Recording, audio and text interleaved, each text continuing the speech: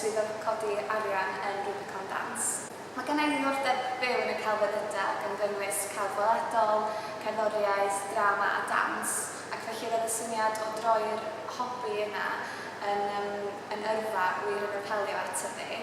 Hefyd mae codi arian yn rhywbeth mor bwysig yn y celfyddydau heddiw, felly yn teimlo drwy'r internship byswn i'n gallu gwneud gwahaniaeth yn y celfyddydau, ac felly nes i fynd amdani.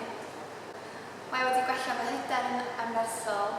Dwi wedi dysgu gymaint am godi arian, ragweddau da a rhai mwy negyddol, a wedi agor lot o ddysau fi, a dwi rwan efo swydd llawn amser yn gweithio fel swyddog codi arian, felly pethau methu bod yn well.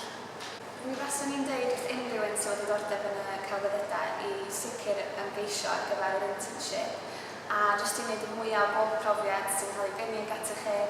Mae'r internship yn mynd mor gyflym, mae chi jyst angen mwynhau o a cymryd bob dydd fel mae'n dod.